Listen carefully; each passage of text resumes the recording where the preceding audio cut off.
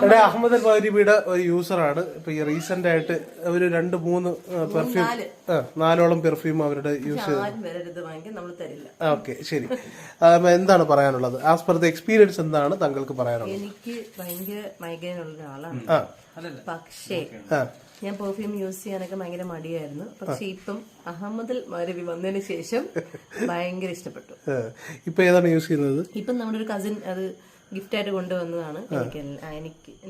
എനിക്ക്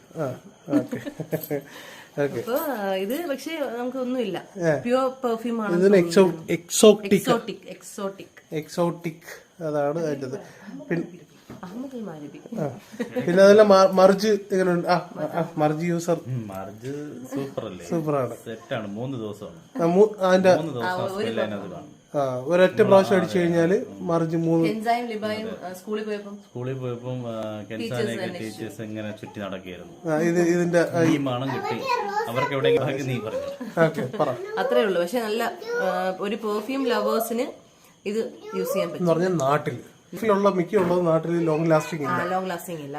അത് വെച്ച് നോക്കുമ്പോൾ അഹമ്മദ് അൽ മൗരിബി ഇവിടെ സക്സസ് ആണ്. ബാക്കി ഇത് അടിപൊളി ആണ്. മൈഗ്രെയിനും ഏത് എന്ന് വെച്ചാൽ നമുക്ക് അറിയില്ല, മറ്റുള്ളവർക്ക് മാത്രമേ എന്റെ മണം അറിയാൻ പറ്റുള്ളൂ. അങ്ങനെയാണ്. ഭയങ്കര ഫ്രഷ് ഫീലിംഗ് ആണ്.